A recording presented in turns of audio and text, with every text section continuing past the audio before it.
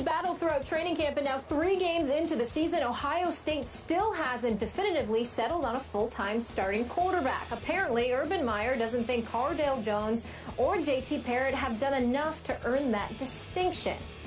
Stephen A., what should Urban Meyer do here?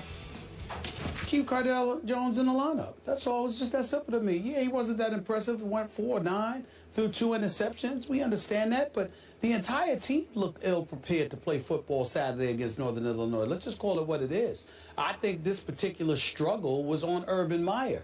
Urban Meyer, we know to be an exceptional coach, a great coach, champion multiple times over. We know what this man's resume entails, but I thought Saturday afternoon's performance, this team didn't seem as prepared as I'm accustomed to seeing his teams be. JT Barrett can play. We all know that JT Barrett had a sensational season prior to going down before Cardale Jones ended up coming in and shellacking Wisconsin in the Big Ten championship game, and then the national semifinal. They obviously won before beating Oregon for the national championship. They beat Alabama in the national semifinal. Cardale Jones was the quarterback for all 3 of those games. And coming into this season, we know they intend for this to be his last. And then JT Barrett could come in there and take over the helm then. It's a good problem to have. If he's playing like garbage, you pull him out and you put JT Barrett in like you're doing now. But I don't think you change the formula. Cardale Jones needs to stay the starting quarterback for the Ohio State Buckeyes. I don't like your formula. Why is that? If he plays like garbage, you yank him? That's all. Okay, so... That's anybody. I feel that way about anybody, pro or college. I'm putting Saturday on Urban Meyer for a very different reason than you are. Please. You want to talk about a quick hook? He yanked Cardale Jones, and we both agree that Cardale should be the starter. He yanked him in the second quarter after he'd thrown 9 passes, which included obviously 2 interceptions against Northern Illinois at home. You cannot do that to a quarterback. It's the hardest position, as I think you would agree with me, to play in all of sports. Confidence is the utmost of the requirements, and you can't look over your shoulder thinking that your head coach is going to yank you in favor of somebody who has had a whole lot of success playing that position last year for your football team for an extended period of time in JT Barrett. So you have to, with conviction, go with one or the other. And if he plays like garbage into the second quarter, you have to let him play his way out of the garbage. Because I'm here to say that game ended up 20-13. If he had stuck with Cardale, I think Cardale would have figured it out and they would have won much. It would have been 30-13. Well, my retort to that, Skip Bayless, would be this. If JT Barrett would have started quarterback instead of Cardale Jones, and he did the same thing, then Urban Meyer would have yanked him for Cardale Jones. The reason being is that the way this situation is structured at this particular moment in time, Urban Meyer had a very unique and great problem to have. Braxton Miller is a Heisman candidate. He goes down. JT Barrett comes in. He's playing lights out. Then he goes down. Then Cardale Jones comes in and he handles his business and delivers a national championship. Then they turn around after all of that. Okay, and what happens? What transpires? You got all 3 wanting to come back this year, and Braxton Miller is willing to play wide receiver. And so when you look at it from that perspective, it's clearly obvious. It's obvious and clear that Urban Meyer knows what the situation is, and so do the quarterbacks. There's no definitive one guy that you're going to leave in there no matter what. It's not because you just lost confidence in him. It's because you believe in both that much. So when one is having a relatively bad day, you can bring in the next guy because you have no doubt that they're going to be able to produce. This is not an ordinary quarterback situation. But you can't play musical quarterbacks with those 2. What I'm saying to you is that Urban Meyer clearly walked into this season with that idea in mind, and they all knew that was going to be the MO because of their situation. It was very, very unique. So because of their situation, both of them knew at any given moment you could be yanked in favor of the other. Cardale Jones is just there trying to learn how to be a better quarterback to elevate himself to the next level. And JT Barrett is trying to make sure that he continues to build off of last season. Under normal circumstances, you're absolutely right. I'm just sitting there and saying that this is an extreme aberration. This is not normal. And both quarterbacks understood that, and Urban Meyer understood that. Okay, if he had given the ball to Ezekiel Elliott more, this wouldn't have even been an issue. Okay, but after the game, I think Urban Meyer even came to the conclusion he had messed this one up. He said after the game, maybe I should pick one. And I define picking one the way he's saying it, and he's going to do it today, as picking and sticking. Where once he names, if it's Cardale, I hope it is for his sake, he will stick with it. He won't have a short leash the way he did.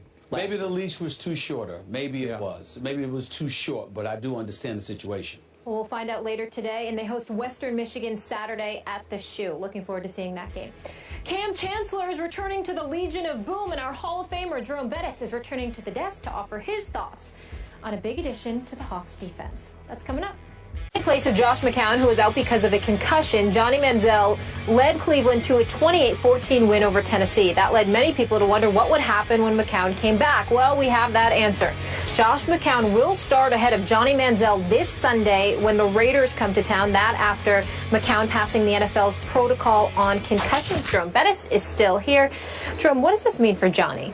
Actually, you may think I'm crazy. I think this is great for Johnny. Everybody's saying, oh, man, you know, Johnny's going back to a backup. You have to understand part of this could be a test. They want to see how are you going to respond, okay? Because you're this new Johnny Manziel. How are you going to respond going back to the number 2 position after you had a good game? That's part of it, one, okay? Can he be this veteran guy that he's claiming to be now, okay? And not this young, immature football player that he's once been. So now that's part of the process. But the other part is he's still developing as a quarterback. So now what you see that the things that you've given him in the offseason, they're paying off. They're working. So let's continue to develop him, continue to work with him. He doesn't know all of the nuances of the NFL, of the quarterback position. So now you're giving him a chance, and he's watching it, and now he's going to be a lot more invested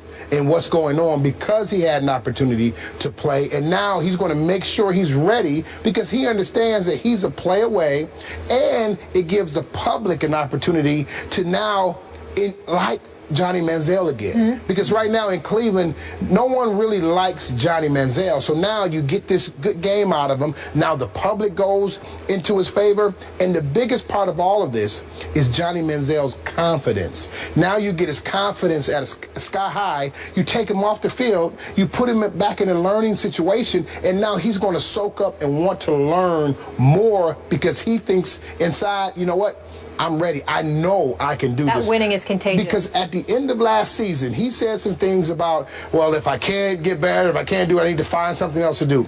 That is a sign that there's no confidence there as a football player. So now you're building his confidence, okay? You're building his resume. You're building his fan support. You're doing all these positive things, and he's learning at the same time. And you give yourself an opportunity to bring him off the bench as a spark plug if you need him. So I think this is nothing but a positive situation for Johnny Manziel, as long as he sees it that way and still understands that he has a great opportunity to get better. You buying that? Yeah, I buy it. He has to see it as an opportunity to get better. I think he will, because I think the presence of McCown helps that. If you had a quarterback that wasn't willing to help you, that was experienced enough and wasn't willing to share those experiences with you and help guide you, to elevate you, that would be different. But the fact that you're playing behind a quarterback that's willing to do that for you, I think goes a long way to facilitating Johnny Manziel's growth. And I think as long as he sees that, he's willing to learn, because I think that, you got to remember, this would be far more difficult for him if it was the Johnny Manziel straight out of Texas A&M, who never played in the NFL, who believed he was it and who was this guy. But the fact that he struggled the way that he struggled last year, went through what he went through, plus had the off-season or off-the-field issues that he had, I think that that's humbled him to a point where somebody is gracious from just from a human perspective, as Josh McCown is. I think that helps Johnny Manziel immensely. But Jerome, back to your point about how nobody in Cleveland likes Johnny right now, I think if you left this to a fan vote, Johnny would win the starting job against the Oakland Raiders this Sunday. You disagree with that? No, I believe he possibly would, but you know, that's that one game, we love you, and then you have a bad game, and then you go back to the bottom of the heap. Look, do I think this current regime featuring Mike Pettin and Ray Farmer, do I think that they believe they have a little better chance to beat the Oakland Raiders with Josh McCown than Johnny Manziel? I believe that. I believe they would like Josh to play every game from here on out through the rest of this year because they think Josh could save their jobs better than Johnny could save their jobs at this point in Johnny's growth. I said this to start the show, and I'm going to stick by it. On draft night, Patton and Farmer were not remotely on board with even drafting Johnny Manziel. So when the owner overrules you and the quarterback coach is on your side, he's no longer there. He's been replaced. It's a bad situation from jump because you're with two guys who are the two primary football decision makers who do not believe in you and your very unusual skill set. And as I always say, you either gulp the Johnny Kool-Aid or you're going to spit it out because it's going to have a bitter taste to you because it is completely unconventional. I think it makes them nervous. Josh McCown makes them very comfortable. So I'm not surprised they went back to Josh, though I think the fans, especially the season ticket holders, would rather lose with Johnny than lose with Josh because it's just a lot more fun. It's a lot more fun to watch, right? So they're doing what they need to do to save their jobs, which I don't think will get saved at all. I think this will be their last year, one and done this year. So do you think, let me ask you this question, do you think it's beneficial for Johnny Manziel to go back to the backup role? Like I said, earlier, I think it's a benefit, big benefit to him as the backup right now. The only reason I can see some positive there is this is the worst supporting cast offensively in the National Football League. No joke. Yeah. Isaiah Crowell, really? I mean, seriously? He did average more than 4 yards a carry, though. He's okay, but he's not Jerome Bettis, right? Yeah. He's not Emmitt Smith. There's no difference maker. I like Travis Benjamin a lot. He can fly, but he is not a difference-making receiver, and he's the best of the bunch. The rest of them are all undrafted, unnameable type receivers. And your offensive line has a great left tackle, and the rest of them are turnstiles all down the line. So you're going to be running for your life. And God bless Josh McCown because, well, you saw what he did. He vaults into the end zone, helicopters into the end zone, and got concussed. He's just trying to score, just trying to survive. They're all trying to survive. I hope Johnny winds up somewhere else. That's just me because I think this is an unwinnable situation in Cleveland.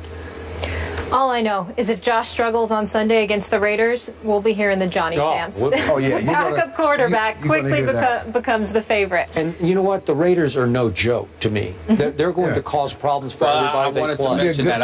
I'm surprised. I'm pleasantly surprised at what I'm seeing from the Raiders. They don't seem as pathetic. After the first game, everybody kind of ripped him. Derek Carr was taken in the draft later than Johnny Manziel. He was. Let's see what he does. Let's see what Amari Cooper does. Yep. And some of those guys on defense, some really great pieces. Yeah. More First Take after the break. Keep it here.